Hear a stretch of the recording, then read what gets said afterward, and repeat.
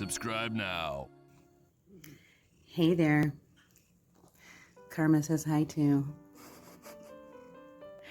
Just wanted to say a special thank you to my male followers.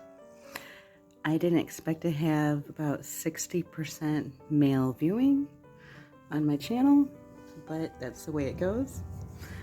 I assume some of you are curious about women empowerment. Just want to know more, understand you're a lady.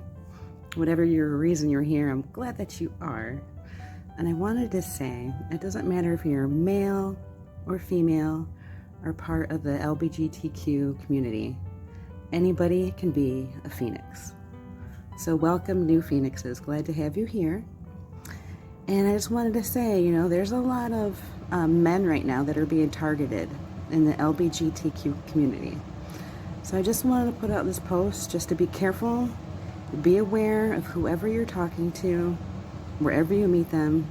Make sure they're a real person and make sure they're a good person. Protect yourselves because there's a lot of baddies out there that are targeting everyone right now. So yeah, just wanted to share that. Keep rising, Phoenixes. Watch this clip. It's pretty wild about how members of our LGBT community, male community, are getting targeted. But yeah, keep rising. Love yous. Bye. Recognise this noise? If so, then you're probably already familiar with Grindr. But if not, let me explain. It's a social networking app used by millions of gay and bisexual men around the world, and it's most famous for hookups and sharing nudes. But I've been investigating a darker side to Grindr and the tragic consequences of what happens when it gets into the wrong hands. I shouted through the door, sort of, who are you? What do you want? That's Cameron, and he got in touch with me this summer to ask me to look into the death of his partner Scott, who he believes was being blackmailed using Grindr. What we discovered was a suspected gang who've targeted multiple men using the app, but have yet to be arrested. We're sort of like chalk and cheese, but in a good way, and we just got on. It just worked. Cameron and Scott were together for almost 15 years. Plan on spending the rest of our life together. We have obviously Otis, our little dog. Yeah, sort of making a little family. What's this? But in March last year, Cameron's life was turned upside down. Chicken. While he was waiting for Scott to return home from work, a gang of 6 men turned up at their door, demanding the keys to his new car. I shouted through the door, sort of, who are you? What do you want? They were quite vocal in the respect that they were looking for a white Range Rover, and the person with the white Range Rover said they'd left a note on the doorstep with a mobile number. The note reads, it's in your best interest to give me a call. The next day, Scott took his own life. When I returned home, his car wasn't on the driveway, and I saw his blue notepad open on the table with his final will and testament that he had handwritten.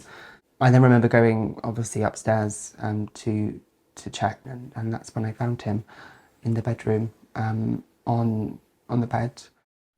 Cameron told police he believed Scott may have been the victim of blackmail linked to his use of Grindr, but he felt that officers didn't take him seriously enough. I felt when that came up in conversation, it was almost like a disregard. It's been lack of interest, lack of intent to know, lack of knowledge, lack of understanding.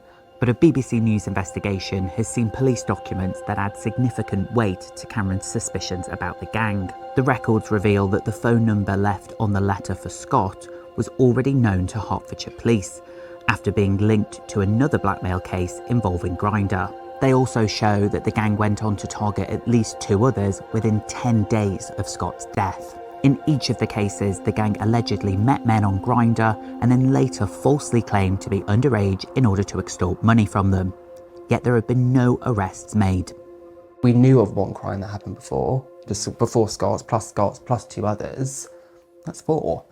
That's 4 that have just come forward, or 4 that they know about, where they could do something, and they why are they not? That's what I struggle to understand. Why are they not? In a report seen by BBC News, the independent police watchdog said Hertfordshire police should re-examine the case.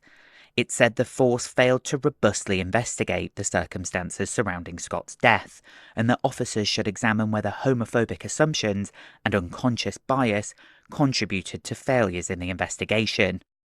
Hertfordshire Police said it's committed to maintaining good working relationships with the LGBTQ+ community, but said it was unable to discuss specific points about Cameron's complaint due to the ongoing re-investigation. He was just so happy. He was absolutely fantastic. He was my rock. Scott's isn't an isolated case. Just 9 weeks after his death and just 20 minutes down the road, student Liam McHale died after confiding in friends and family that he was being blackmailed by a man on Grindr. He phoned me.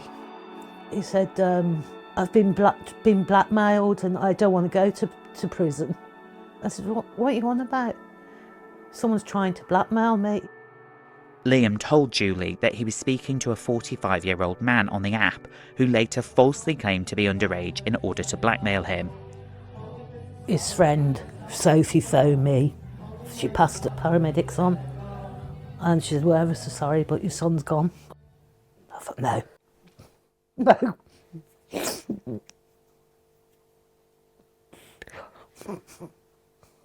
I couldn't believe it. Julie and her family believe Thames Valley Police haven't properly investigated the possibility Liam's case could be connected to others in the area. She's also grown increasingly frustrated that 18 months on, his laptop and phone have yet to be checked for evidence. One charity has told BBC News that victims are often reluctant to come forward to police, making it almost impossible to know the full scale of these types of crimes. When they walk into that police station and they mention the word Grindr, there's probably going to be a judgment made about them, and perpetrators know that and they take advantage of that. We know that there are good police officers, but it's really a lottery and it depends on who you're dealing with.